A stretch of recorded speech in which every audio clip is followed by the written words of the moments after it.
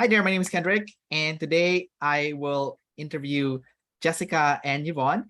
They've been in this channel many times, and Jessica and Yvonne are the standard and jumper INTP type. So I'll get them to introduce themselves and we'll start from there. So let's start with Yvonne first.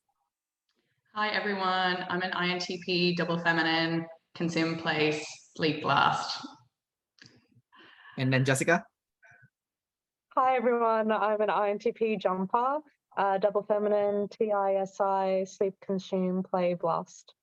All right, awesome to have you guys again as usual. And today we're gonna compare between you guys, see how you are similar, see how you are different, and also get you guys to ask each other questions because you both live in different worlds. You know, Jessica is living in that SITI world, while Yvonne is more like the NETI or TINE, whatever order you would like to say it.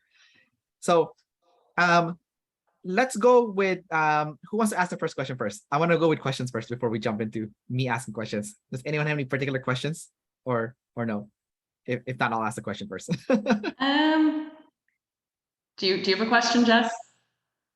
None that immediately comes to mind. Okay. I think I'm just more interested in your play, I guess. Having consumed play is very interesting, but if that's something Kendrick was going to ask about later, we can get to that then. Yeah, I wanted to ask about your sleep as well, so I'm not sure if we're planning to get to that later, so or what. Yeah. Okay, well, why don't we start with that then? So Yvonne, why don't you talk about your play a little bit just to get us started, and then Jess will talk about her sleep afterwards. Yeah, so my play, yeah, it's really just like, I feel like I'm definitely, even though I'm technically an introvert being glass last, I definitely come across very extroverted to people. You know, like ever since I was typed as a blast last INTP, I've been kind of playing around with some of my friends saying, oh, you know, I might actually be an introvert. You know, I think I'm actually kind of introverted, and they don't even believe me. They're like, shut up, you're an extrovert.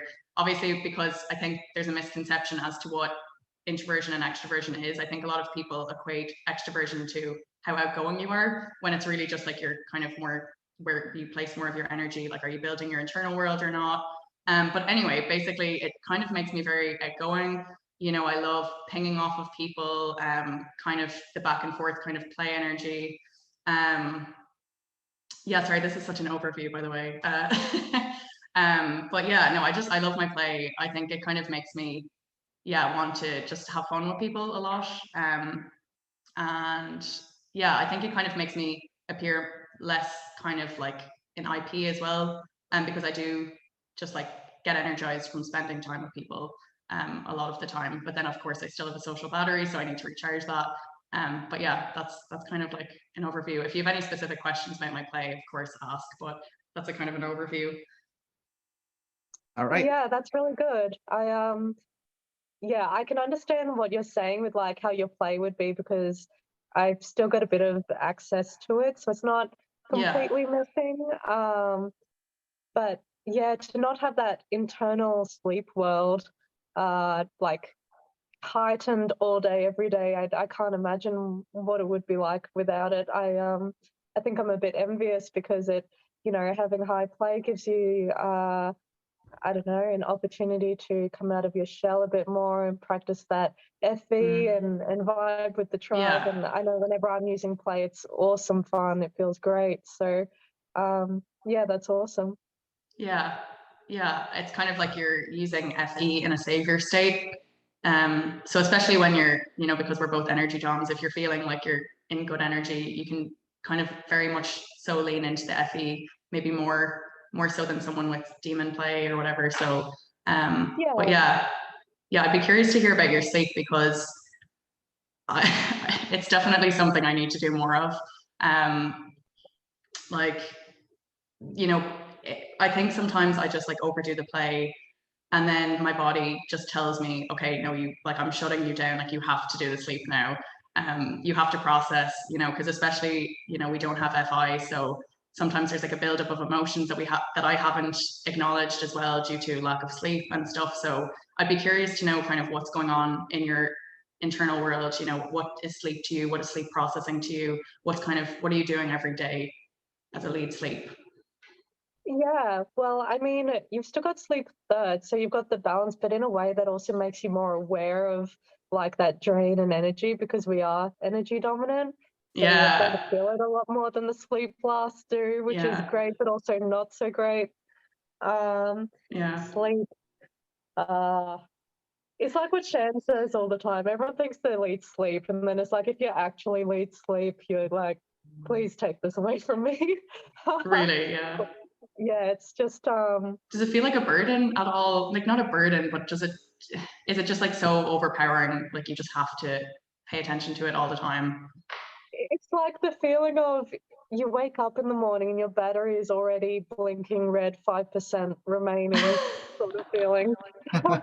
It's sort of just like, and then especially being energy dominant as well, like I've got that play, I can do stuff, but it's also like, oh, the drain. And then, of course, sleep first, mope, boo boo reports 24/7.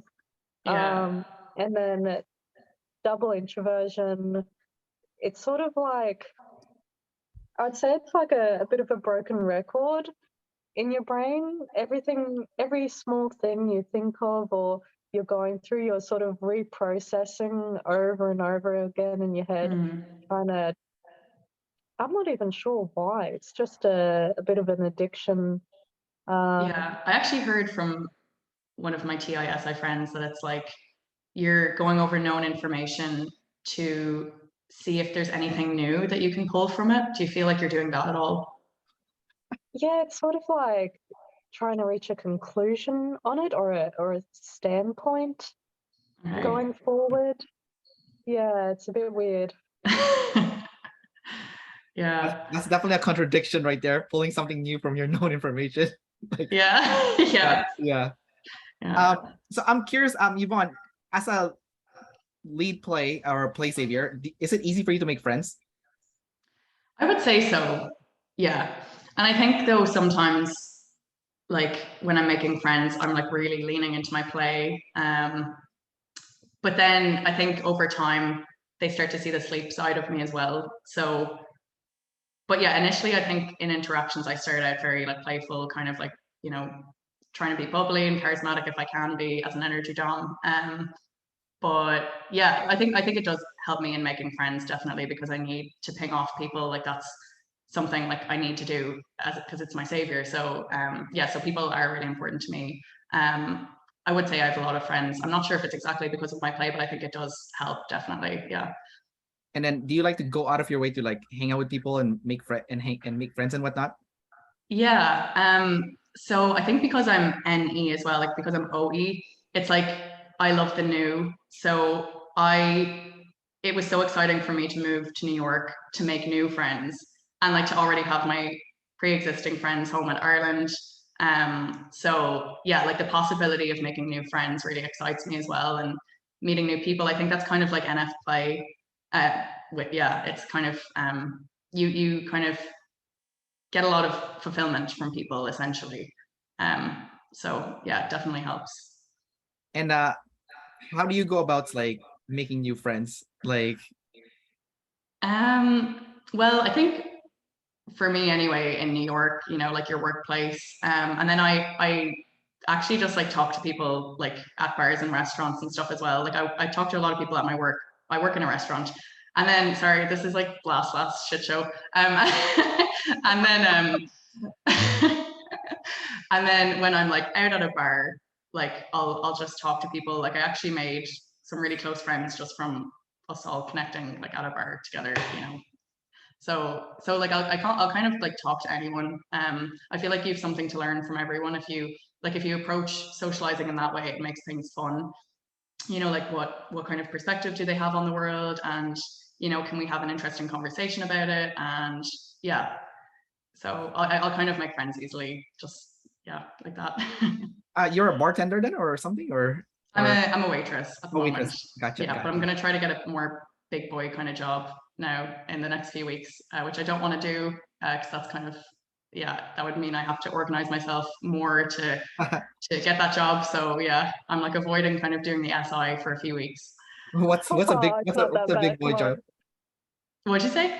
What is a big boy job? Oh, big boy. just like probably an office job or something like that. Yeah, it's like 9 to 5, Monday to Friday. Just because I probably would be paid better or something. So I feel like I should do that before I go back to college. But anyway, yeah, sorry, I feel like I've been talking too much. Yeah, it's fine. No. So Yeah. I purposely asked you those questions because I talked to Jess a while back and she said making friends is the hardest thing for her. Oh, So no way. so this is why I Oh. asked you this question, because I wanted to bring it to Jess afterwards. Oh, okay. Yeah, because I'm making a video right now. It's like a deep dive analysis on INTP, and Jessica is the one that's the person I'm analyzing. Yeah, so it's covering her face. That's interesting. Yeah, You're doing some psychoanalysis on her. yeah, it's okay. We've already chatted and stuff. So I'll release that in like a week, in 2 weeks or something. But anyway, so so Jessica, let's go to you now. You know, in that talk that we had, you said making friends is something that's very challenging and difficult for you. And this is a good way to contrast both of you guys, because like Yvonne is like lead play and you're like play demon. Can you talk about how your world works and like how you purposely avoid to hang out with people, you know, so you can like recharge your batteries and whatnot? Oh gosh, it's just such a huge hill to climb mentally. But I mean, I'm dating an extrovert at the moment, and so he's dragged me out to like social arenas where I have to look at my language. I have to make friends with new people. But it's funny because I can access that play. So when I'm in the moment, I can bring on that sort of more bubbly, friendly vibe. Uh, can appear a little bit more extroverted if I really try to, and I can have a good time. But man, it just that the energy for that just drains so quickly. And then I'm like, can I please go home? Meanwhile, everyone else is like, so on to the next round, on to the next place, and I'm like, no, let me go home. Um, too much. I'm tired already. This is not what I value. I value going home right now. Can I do that? But at the same time, I just keep on going. I'm like, oh, I don't want to, MDE push the tribe. I'm just gonna wiggle around for what they want, and then I'll complain about it later in stereotypical sleep first fashion. But yeah, I noticed that the social life thing is really not something I value, and I sort of wish I did, because I recently moved to somewhere where there aren't any friends or family around, so that's been a bit difficult. And having a lot of friends, that would be really nice at the moment, but I really don't help myself, so I shouldn't complain. But yeah, it's definitely it seems to be a much bigger struggle than for yourself, Yvonne. Yeah. So how do you prefer to socialize then, or you just don't like socializing much at all? Is it just that you don't like kind of going to bars and stuff, or it's just more so you're preserving your energy for yourself?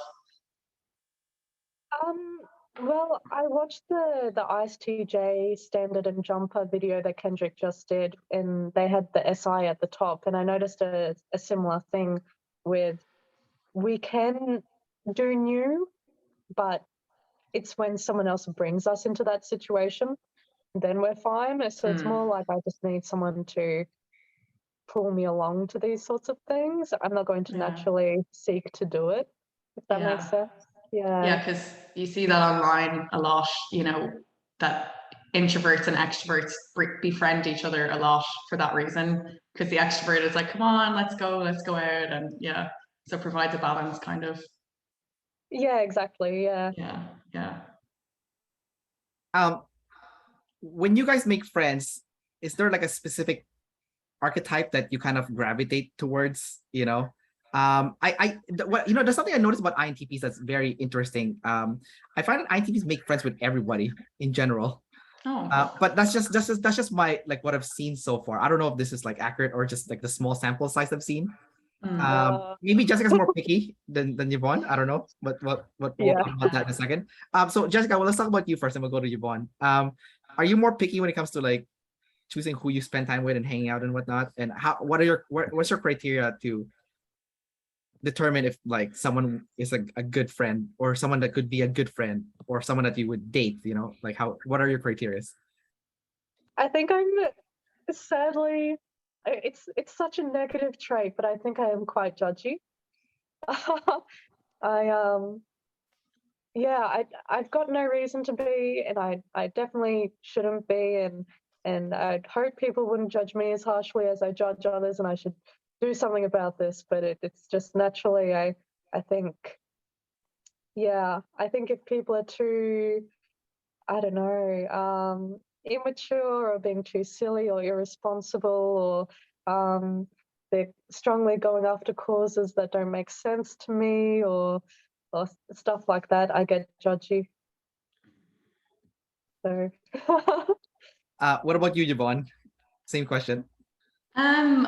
For me, like, of course, there will be people that I naturally connect with more in my eyes, but that's not to say that I will not socialize with other people that like I wouldn't feel as close with. Like I have some people that I would say are kind of like I'm friends with. But like I still, like as you were saying, Jess, I still do kind of make judgments about them, but like I'm not gonna not be friends with them over it, because I kind of try to see it in that they're at a certain place of their life, and you know, they have this certain personality, and who am I to kind of judge that, really? Like, and they still have some really good qualities, so I'd like to spend time with them because of that, you know, because I think they're a good person overall, but I just maybe wouldn't be as close with them. Like I'd still have like closer friends who I feel like we're more on the same wavelength as. So yeah, yeah, basically in a nutshell, I can, like, I will kind of befriend a lot of people, but I'll still know in my own head who my real friends are, like my truest friends, I guess. If that makes sense. yeah, I feel Yeah. the same. I think I'm not really voicing this out loud. I'm more so like everything you said, just internally is how I'm feeling about it. Yeah. Yeah. Like we're like, I think maybe Kendrick, the reason you're saying INTPs are friendly with everyone is because, you know, I think being lead DI, like we don't feel the right to rank the tribe as well. You Absolutely. know, yeah, like I don't, it's not my right to tell people someone who they should be or who they shouldn't be, or what. This is the most DI thing to say, but you know, it's like I'm still gonna allow you to be you, and then it's my responsibility to make judgments as to whether I want to, how close of a friend I want you to be based off of that, you know. Right. 100%. Yeah. Yeah, there's something about INTPs that I find quite easy to talk to. I don't know how other functions or other types feel about it, but there's, I don't know why. I just like when I talk to INTPs, I just find it easy. I don't know. It's weird. It's weird. So I don't know if it's like the Yeah. NE, we're speaking the same language, but I can also talk to ISTPs, no problem. So I don't know. It's definitely something that I find very fascinating. Yeah. So now that we kind of got started like talking about the difference and similarities between you guys, you can definitely see there's like a big difference between you two, and it's crazy because you're both INTPs and you're both double feminine, so you both share like a lot of you know, yeah, no worries, yeah, yeah, You'll have to wipe that part. yeah, I don't edit anything, so I know. yeah, It's okay. yeah, you're chaotic, so it's fine. Yeah. Yeah. um all right, so Yvonne, you wanted to ask Jess about her sleep, so do you have any specific questions about her sleep that you want to learn more about? Um, like okay, so when you're processing things, I think you kind of like did touch on it earlier, like you process kind of to come to a certain standpoint on things. Like what is it, past events you're processing, or is it current events or current TI kind of thought processes, or you know, what do you spend, what do you see yourself doing with your sleep, like most of the time? I think it's all of the above. Yeah. Um, yeah, it's so natural to me. It's hard to really depict what I'm doing. It just see with feminine sensory as a part of the ST sleep as well, it sort of feels like if I don't over process it, the memory of that sensory will slip away and I won't remember it anymore. Okay. Yeah. So as that memory is fading, I need to keep tumbling around with it so I can quickly, well, obviously it's not quickly, but make up my mind on it before I just forget it. Because if I reprocess it enough and formulate my thoughts on it and where I stand on it, I'll remember it going forward as I don't know, I guess it sort of transforms it into a masculine intuitive pattern to retain for the long term, I suppose. Yeah, that's sort of how I'm picturing it. Yeah, that makes sense because you feel responsible for the sensory because it's your savior. So you would mull over that to make sure you remember it. Yeah. Yeah. It's like the only way I can remember it because every other sensory detail, no, it's gone. Tell me your name and it'll go in one ear and out the other, Yeah. forgotten. I'm sure you probably have similar things with Oh, your yeah, feminine it's such a sensory. problem. Oh my gosh, so annoying. Yeah, but do you feel that because your intuition is masculine, do you feel that you're more balanced between sensing and intuition at all, or?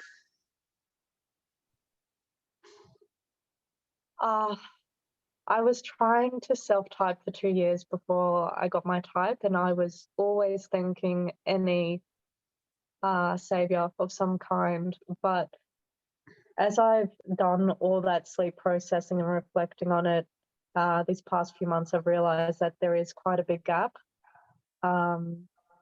Obviously, it's still balanced. I'm still double observing, but I think comfort in the known, there's definitely a huge preference for that. There's definitely a huge freak out when it comes to masculine demon any problems, like seeing all the negative possibilities, expecting they're all going to happen, and then that SI responsibility of having to prepare for all of them, like that seems to be a recurring tidal wave in my life.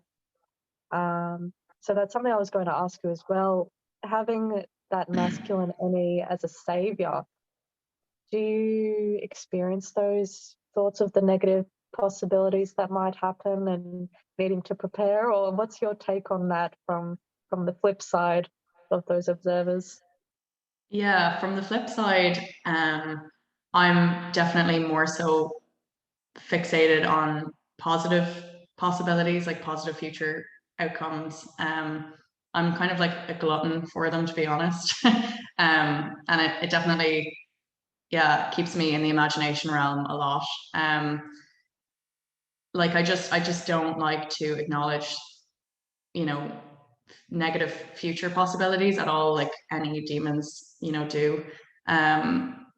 Because I think also maybe because I'm a bit more well equipped to deal with chaos, because I am just like immersed in chaos myself in my head a lot. So, but yeah, I'm definitely more so focused on positive outcomes, and they really excite me. They really stimulate me. And I honestly use my NE also as a form of escapism, I think, from having to do any boring SI routine things, to look after myself and to organize myself and everything. I definitely prefer to live in my imagination. So which can be definitely kind of confusing for a more pragmatic person, like I've been called like a space cadet before and like a fairy, and just it just I give off the impression sometimes that I'm just kind of ignoring like things in this reality, because I kind of am for the otherworldly any kind of stuff. So yeah. Wow. Yeah. That's awesome. Yeah, which is probably to my detriment, but that's how it feels anyway to me. Yeah, cool. Yeah. Okay, so this conversation is interesting.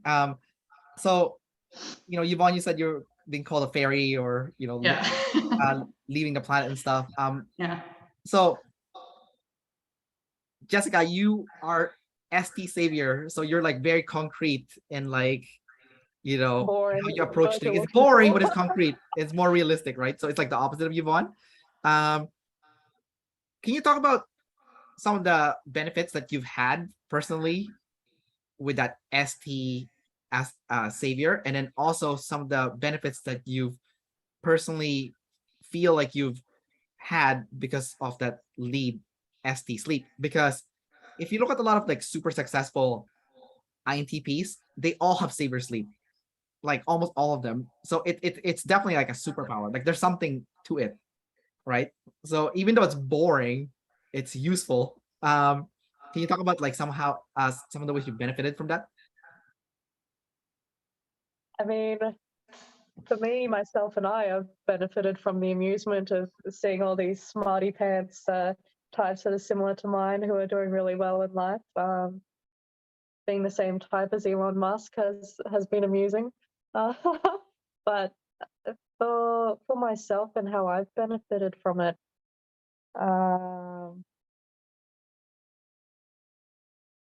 I think growing up, I've matured perhaps a bit faster than most people my age.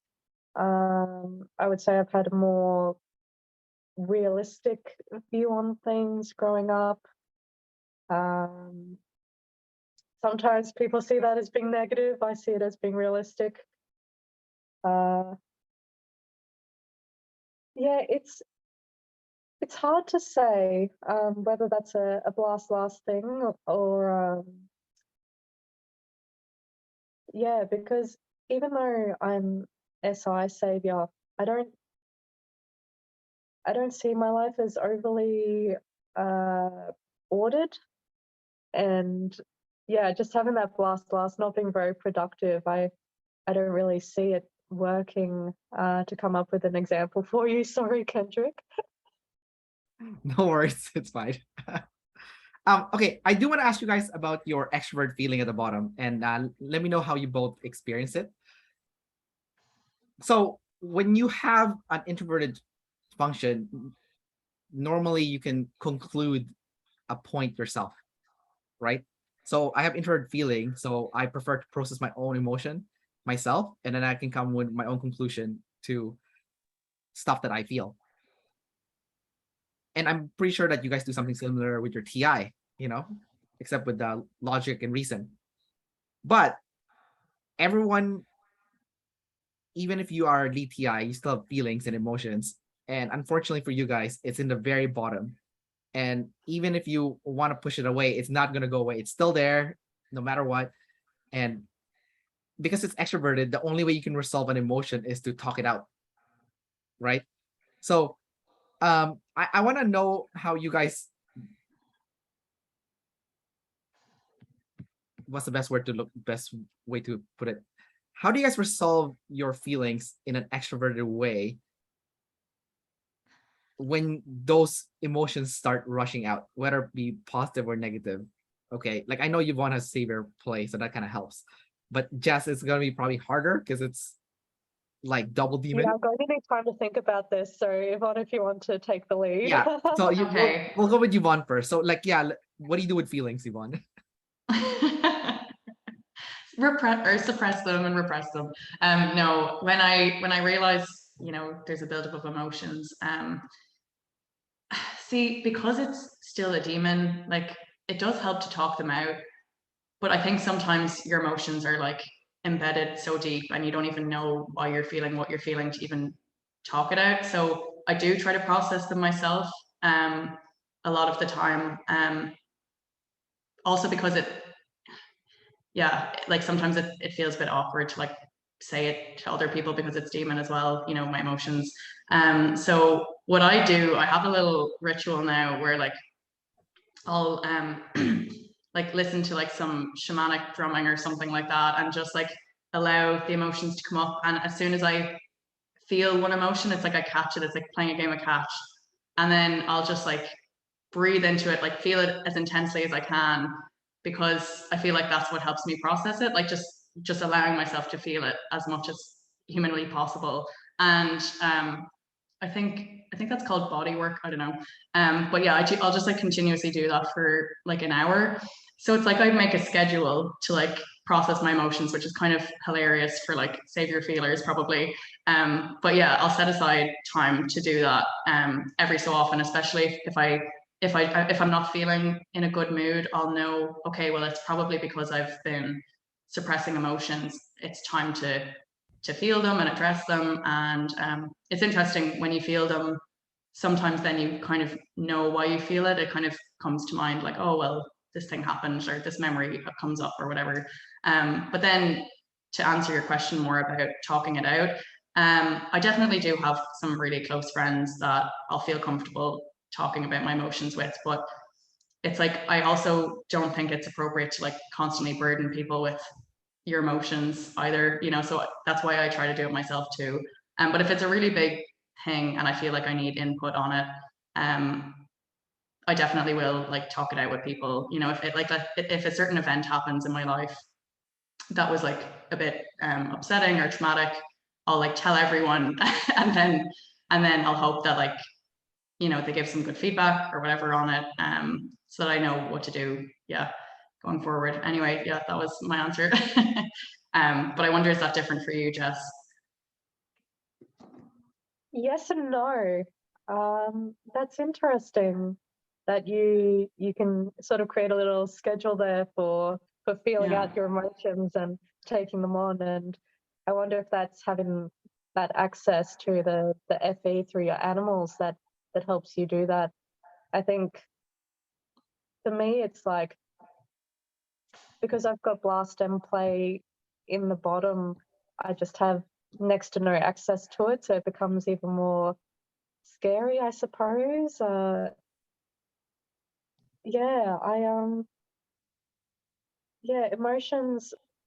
I mean, positive ones are fine. Like, we all love happy emotions and that sort of thing, but I feel like it's the negative ones in particular. They seem to creep up, and then it's this big explosion, and you're like, oh, this is like really unpleasant. I don't like this. Like, it's so strong, and like you're just trying to reason with it. And I don't know, I try to create reasons for why I'm feeling this way, and I'm trying to logic it out and make it make sense.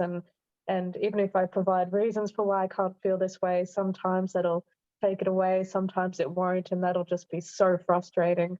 Because it doesn't make sense to feel this way, so stop this terrible emotion. But yeah, I find that I let it out in little bursts if I'm going for long drives, and I listen to the right sorts of music that sort of reflect that emotion. But yeah, when it comes, that tidal wave, I like to talk to people about it. Yeah, I wonder what you like to hear as well when you do that, because I know that different people are comforted in different ways. Like, some people, I wonder if it's the TE types, they want you to come up with a plan, you know, how can we tackle this from here to fix the problem? Whereas for me, it's like, it's sort of seeking validation for the feeling. It's sort of like, wow, okay, that is really crap. Wow, I'm so sorry you're dealing with that. Like, you know, sort of saying, yes, you're allowed to feel this bad about this problem. Yeah. Do you feel that as well, or? Definitely. Yeah, that's a really good point. It is like you're seeking validation to feel a certain way when you talk to other people about your problems. And it's like, is this stupid to feel like this, or are other people agreeing with me? You know, that I should feel like this. Yeah, because it feels so imbalanced, right? It doesn't feel like it's natural. You know, you're not handling it well. So yeah. yeah. And I think a lot of the time as well, when, you know, we do have tidal waves, it's usually to do with like people fears as well, you know, decider issues. And I notice a lot of the time when I'm doing my emotional processing, it's like a lot of decider issues coming to mind. So there is that fear of like going into those deep, dark, murky depths of, you know, emotions. But I think the more you do it, the less scary it gets, you know, because you realize at the end of the day, okay, well, if I can process my emotions, if I can process any situation that happens to me, then I'm less fearful about, like, I'm not trying to manipulate certain situations in life to prevent negative emotions from occurring, if that makes sense. You know, I'm just more so open to anything happening, and because I have the confidence in myself now to process that. So yeah, and knowing this code as well, and knowing that we are imbalanced about it, it's sort of comforting, because you know, you can tell yourself, hey, I'm probably not seeing this very accurately for what it is. So if I do go to the tribe about it and talk to them, it's more likely than not that they'll say, hey, you know, things are a bit better than that. It's okay. You know, here's what the reality actually is. And then, yeah. And not everyone's going to, you know, abandon you or reject you or whatever, you know. Oh, that the terrifying thought of that goes away with the reality. Yeah. Yeah, definitely. Yeah. Oh, I like how you guys are actually like talking about FE. So this is great. Like you're both like really curious and interested in like learning to use your FE better. And I think the way you guys described it was so good, especially like needing that validation. Because like when you guys were saying like, you know, you'll emote your feelings, and someone would say something like, "Oh yeah, you know, sorry to hear that," and then I'm like, as an FI user, I would hate that. But you know, it's maybe it's the same for you as like a TI, you know, with like TE people doing that to you or something. Like when it comes to work, you're like, yeah, I know what I'm doing, you know, you don't, yeah, no shit, you know, I you know, so yeah, 'cause I heard though, I heard as well that you know, FI users, because you identify with your emotions, you know, if you ever express them to people, it's not that you're looking for someone with FE to like make you feel better, you know, because you're so connected to those emotions, you know, you're not looking for someone to make you feel better. Whereas with FE people, we think we're doing a service to you by saying, oh, it'll be okay, and you know, blah blah blah, you know. No, people with FI, I think I talked to Jess about this before. Like people with FI, sometimes we do want to feel bad, you know, and we want to stay. Like you want to, we want to stay feeling bad. Like I don't want to feel good. Like don't cheer me up, you know. I can't understand that at all. It's so weird. Yeah, it's weird. It's weird. Like, so weird. Yeah, like I want to brood. I'm like, don't you want to get out of that feeling? Don't you want to stop feeling No. bad? Come on. Yeah. Eventually, yes, but I'll do it myself. Like I'll let it process myself. I don't, you know, I don't want to feel good right now. I want to feel like crap. You know, like let me feel like shit. You know. Yeah, it's weird, but it is what it is. I think it's an important thing to know as well, so that you're not trying to cheer up people then with FI when they're upset about something. It's kind of like, I don't know, what do you do then? Do you just say, oh, I understand, or what? Like, I don't know.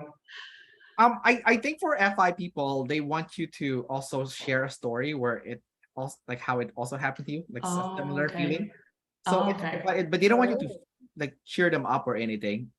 Yeah. Like so they want you to just like say a relatable thing. They don't want sympathy, they want empathy. Empathy, I guess is the word. So empathy is more like, okay, I felt the same way as you, you know, like and then you can tell a story of what happened. Like for example, like I'm trying to think of a grim story here. Like let's say you have a pet that like gets run over by a car. I know it's grim, but you know, and then you felt devastated, obviously. So like you would tell a similar story of when something like that happened. Maybe not a pet, but something also when like you lost a loved one and how you felt also. And then that's how a good way you can build connection with like an FI user. Yeah. But it's also different when someone has feminine FI and masculine FI. So it, you know, there's another layer, right? So it's good to like learn this and see how each person you would deal with different individuals. Yeah. Interesting. Yeah.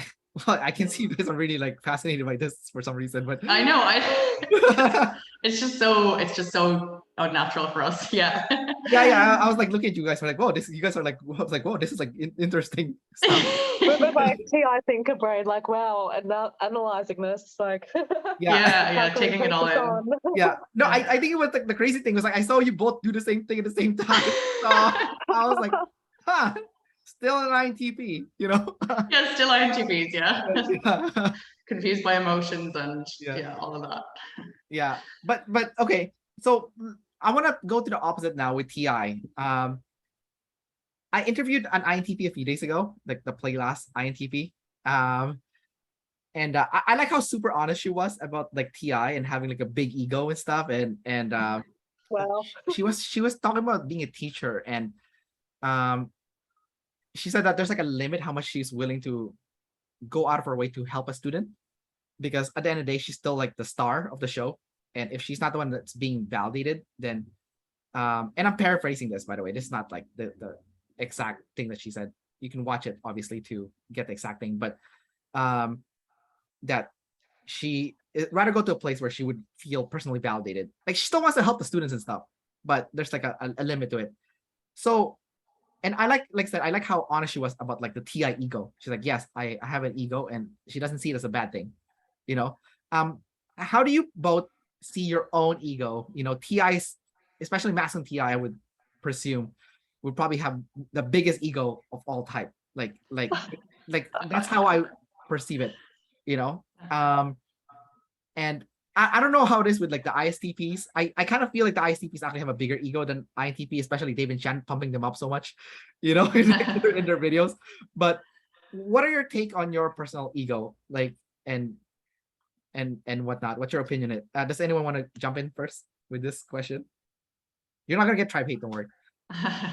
Safe space. I don't mind. I can go. Okay, go ahead. Yeah, You want? sure. Even though I like haven't sleep processed it at all, but I'll see what happens. But yeah, no, I remember like growing up, I always wanted to be seen as significant. I always felt like I had something in me that, like, something really special, I guess, that needed to be, like, I felt like I had something to give to the world, basically. But then I think when you get older, you realize that maybe that's not the case, and you see how many, you know, really incredible people are out there. And, you know, you start doing the single decider thing of like comparing yourself. And I think the fear of the tribe like tends to get to you a lot as well. So like now at the moment, I don't know, like I have been actively working on reducing my ego, definitely. And I think in the Playlast INTP situation, what I've been trying to do myself to combat that, because I think in the past I would have had that issue as well.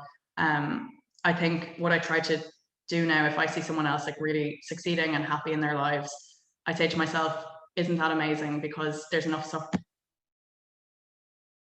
Oh, something froze. Come back, Yvonne. Yeah, I don't, is that her? I can still see her frozen screen, so I don't know if it's like her internet, because it, or maybe she pulled something. Let's see. I can't see her anymore.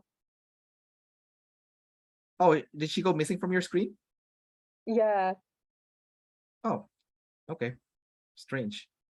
All right. Well, let me I'll pause this then, I guess. I'll reach out. Okay. Okay, so yeah, Yvonne froze, so she's back. Or not froze, sorry, her laptop died. So observer problems right there. But you didn't panic over it, so it seems like it's maybe you're more scared of the tribe than the thing. Oh yeah.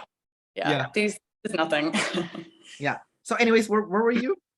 Oh yeah, so I was talking about, we were talking about having a big ego and whatever. And I think I was saying, like, I was explaining what I try to do now when I see people succeeding. So basically I say to myself, you know, there's enough suffering going on in the world.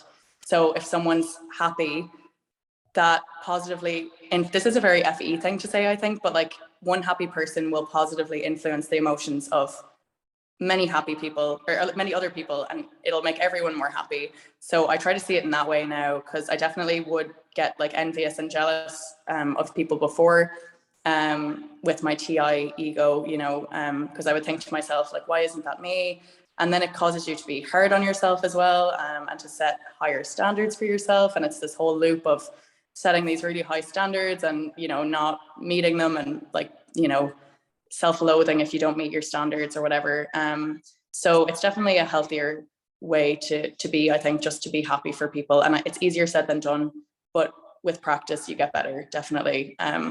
You know, how can you be mad like seeing other people happy if you really think about it, you know? It's interesting that you said that you set high standards and you don't meet them, because or not all of them at least, because that other INTP that I interviewed, she said that she sets reasonable standards that she always hits, hence why she has high confidence. So maybe this is something we can talk about like shortly. I thought that like when you said that, I'm like, oh, not all TI people are hitting their goals. Must be like a double activate sleep thing or a sleep savior thing. I don't know, but maybe Jess can talk about this shortly. But yeah, let's go with Jess first. Same thing about the ego, and then we'll talk about the other stuff after. That's actually really amazing, everything you said, Yvonne, because it's like hearing myself talk for this sort of thing. Going through uni, there were definitely people that I watched do really well, and I found myself just naturally, you know, feeling hate towards them a bit, and envy and annoyance, and like, why are you getting, you know, so many good marks, and why are you doing so well? Like, and they would get all these opportunities, and I'd be like, oh, I just feel like they're at a standard that I can never reach, and just being, you know, so annoyed by it, and like, oh, I'm never good enough, and that sort of thing. But I've started to tell myself, you know, they worked hard for it, be happy for them, they deserve to be there.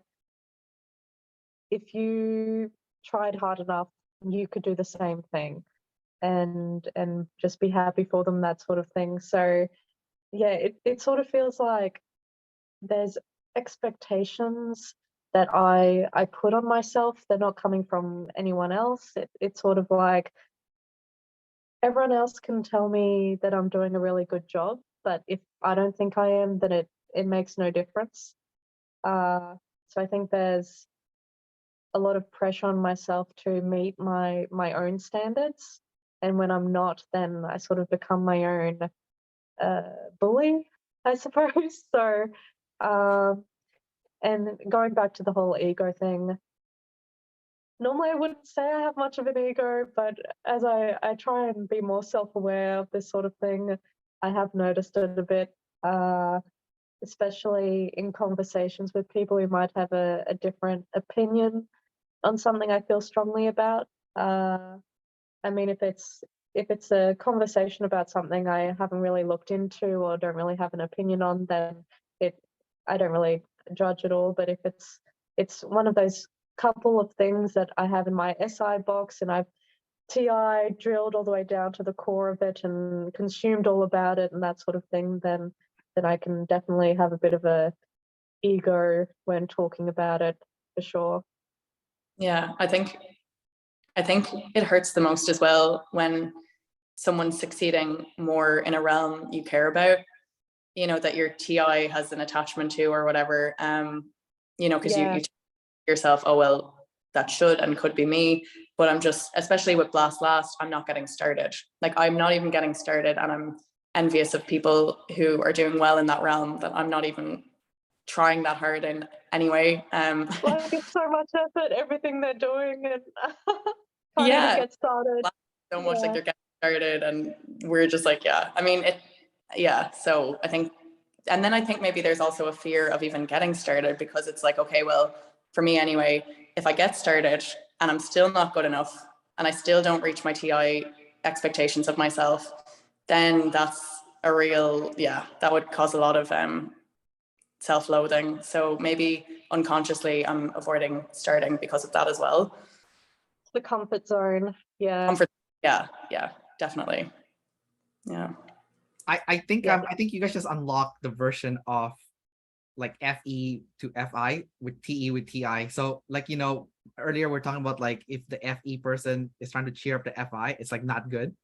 So I think when Jess was saying what Jess was saying earlier, I think the worst thing a TE can say to a TI is like, you're doing a good job, you know, and then and then you're like, it's not up to my standards. How dare you? You know, like it's like, leave me alone, you know? It's like, the one thing that's the most annoying is when you've got a problem and you're doing your TI thing and you're trying to come up with the solution and you're really thinking about it. You've put a lot of time and effort into sorting this out, and then you take it to someone with TE and they're like, oh, have you tried this? Have you tried this? Have you tried this? And I'm like, stop, no. Like every single time they start with a suggestion, I get hope, and then by the end of it, I'm like, oh, and it's like this roller coaster of, stop giving me options, like there's still hope out there when I can't find it. I don't know if that makes any sense at all, but No, no, it makes any perfect suggestions. sense. It makes perfect sense. It's like for me with like when I talk with like people with FE and they're like emotionally vomiting their like emotions to me, and I'm like, yo, I'm like, what the hell? Like, like do it yourself. I don't want to like hear the shit, like if I it's always find that. what's that? I was just gonna say, I always find that funny how people with FI are like disgusted by, well, not all of them, but like, it's like, why are you sharing your emotions? Like, why are you like, your reputation is on the line, and like, why, like, don't be so emotional. Keep No, that to no, no, yourself. no. We're okay with emotions. We're just like, if it's like, what's the word I'm looking for? Is it floodlighting? Is that the right word? But like, there's like people who just like vomits emotions on you, and they do it all the time. This is more like a lead FE thing. I don't see INTPs doing this, but it's Yeah. like the lead FE, like the one with no breaks on that like extrovert feeling, and they're just like vomiting emotions to everybody, and then Okay. everyone just got like have vomit on them now, like emotional vomit all over them. Yeah. Yeah, They're so doing processing with other people. Like, they get up all up in everyone else's kind of. well, I mean, like I'm talking more like the lead FE. So I mean, I have nothing against those guys, like ESFJs and ENFJs. I think they're great at what they do, but I think the bad things when they don't go to the TI, and they're like FEing everybody, and like it's been like a year or two, it's still the same shit because like they haven't resolved the TI. Essentially, the problem's coming from the TI, right? Not, they Yeah. think by FEing they're gonna be better, but it's not. It's the TI, right?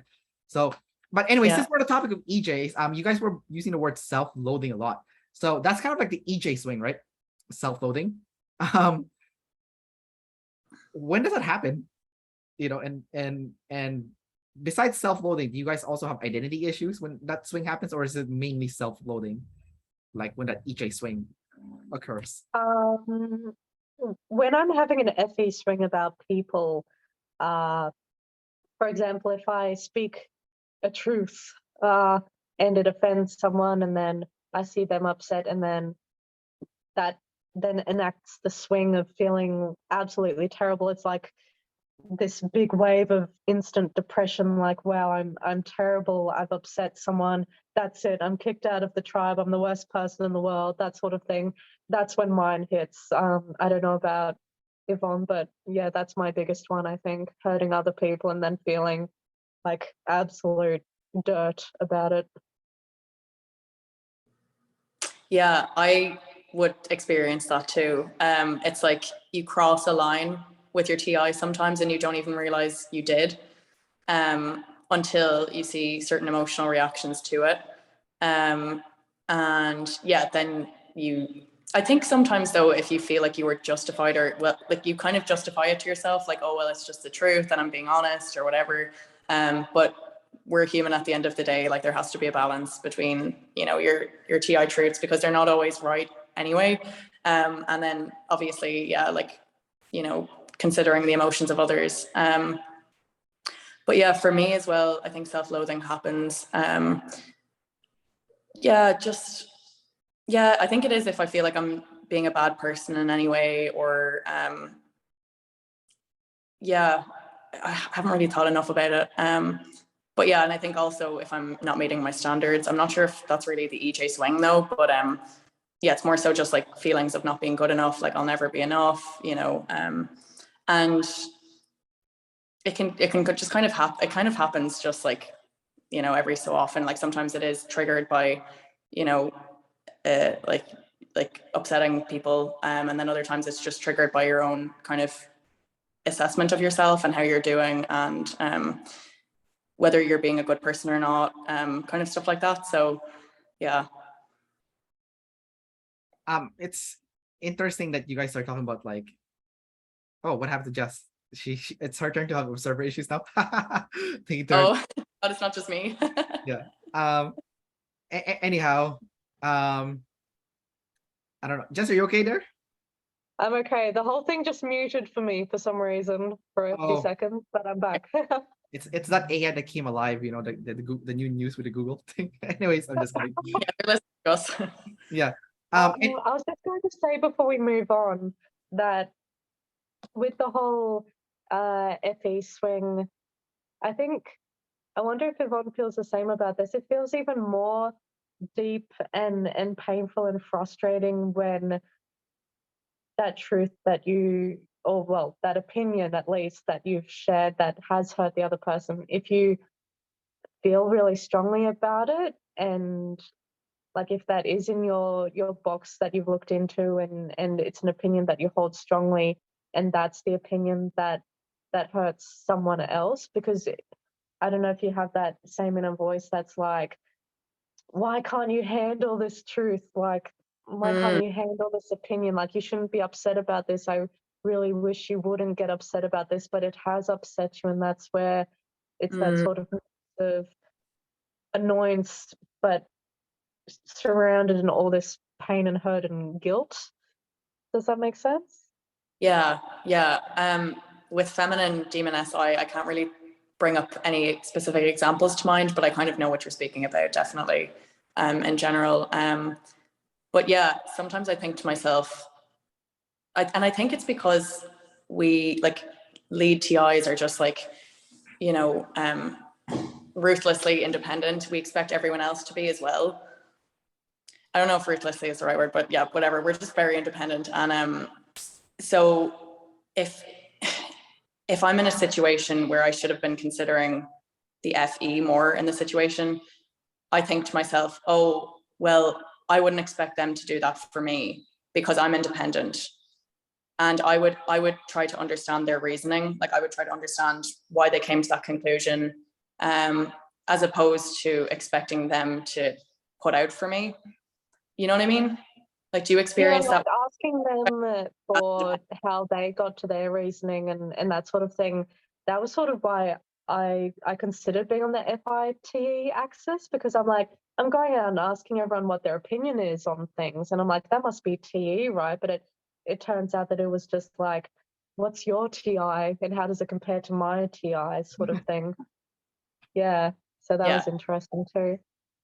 Yeah. It's like we're trying to respect everyone's reasons. Yeah. So, but then, like, FE, like savior FE people, like, they're just so, you know, in tune with everyone else's emotions that that's just not the way they think. So it can come across as, like, you know, just cold sometimes.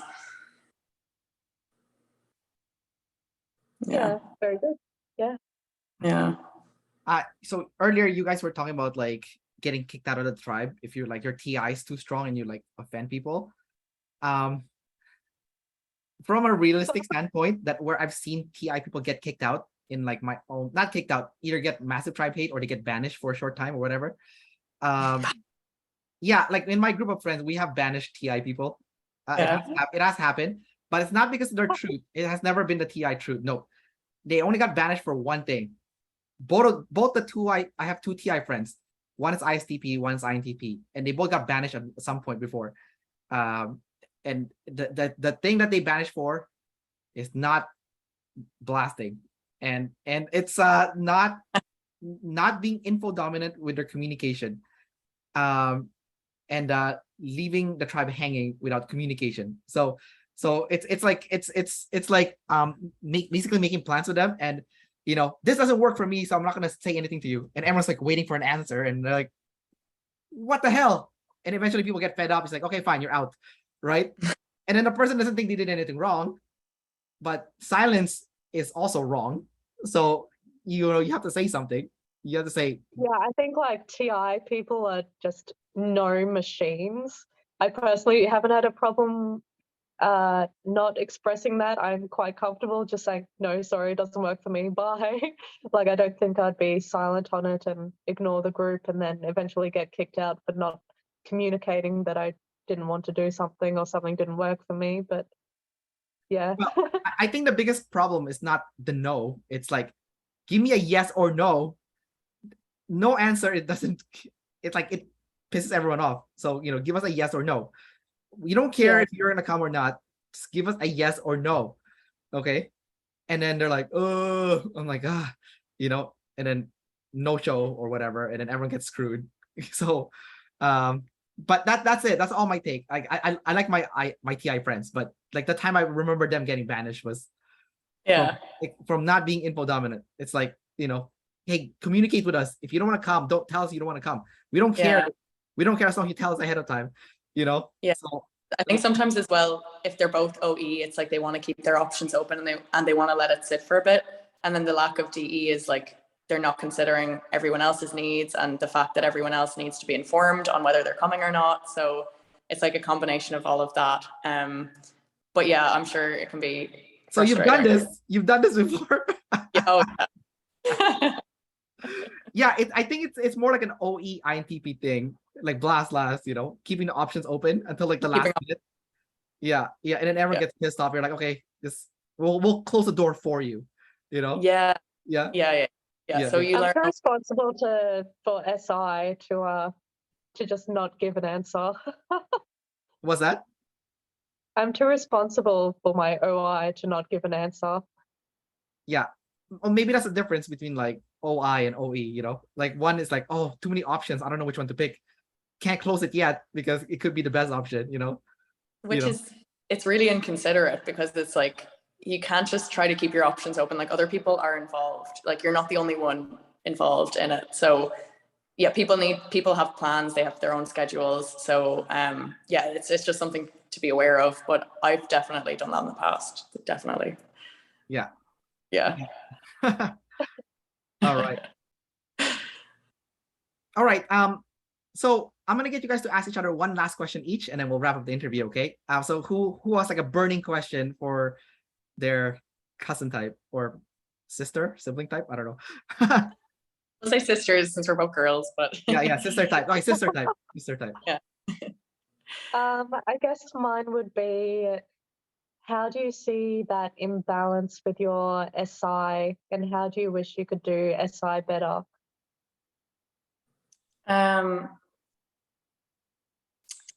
See, the thing is, I'm so deluded by my NE that it's like I still haven't even accepted that it's an issue.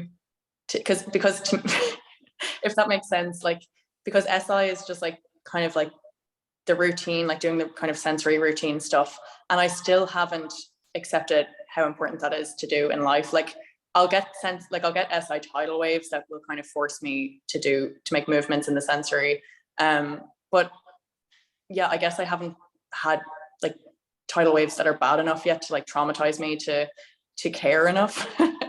You know, if that makes sense. Like I guess over time, you know, you just naturally get better at your demons as well. So like I think I have improved with SI just by default, you know, from going to university, and you know, like yeah, like it's kind of like you're forced to do it. But it's just I just at the moment I just don't think I care enough to want to work on it, which it sounds so bad, but it's like I'm still just so addicted to my NE. Like I'm so addicted to just like, you know, being in my mind all day, and you know, mulling over future possibilities and concepts and theories, and but yeah, then it makes it difficult for me to build in reality, you know, with those concepts and theories or whatever. So if that's a good answer. But yeah, I'll actually ask you the same question. Like, do you have a desire to work on your NE? And if so, like, is there any way that you're trying to do that, or? The desire is there. Am I trying to do much about it? Not particularly. I think hanging around people who are OE makes me see it a lot more than when I'm just chilling on my own. Because they'll go, oh, this new thing, oh, that new thing, oh, do you want to try this, or variety here and options there, and I'm like, whoa, can we just do the same old thing we did last time? It's like, oh, movies, what do you want to watch? Pick something new. I'm like, well, if I was on my own, I'd probably just watch something I've already seen and know I liked. You make me choose something new, and you're putting me on the spot to quickly do it as well. Oh, it's too much, I can't. Wait, you like, watch the same I'd thing? love to, sorry? You also do that? You watch the same thing over and over again? Yeah. I thought that was just like IJs that do it, like the pure IJs, but I didn't know it was like an IPIJ also thing. But okay. Yeah, it's the SI comfort box.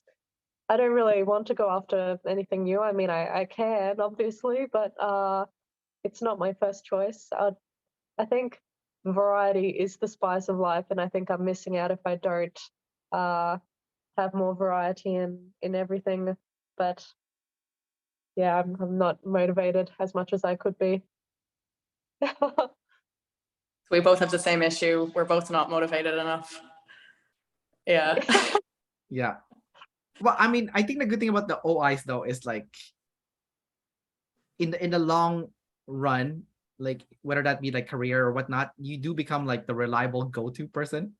Because like you like it's been 30 years, you're still here, you're not going anywhere. So it's like, like as an EP, or OE, I have massive appreciation for that, because without like the go-to person that's been there for like 30 years, like what am I gonna do? Yeah, but my type is so boring though, because it's like, yay, reliability and all that, but ST is so serious. Like I think we're just way too serious and take everything so literally. And there's like demon NF. It's like, come on.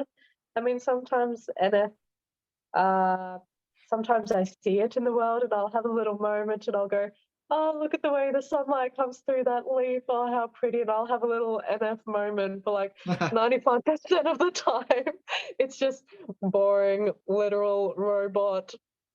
And I'm like, oh, come on. Do you feel You don't bored? that way. Sorry. You don't like come across that way, personality-wise. Boring and literal.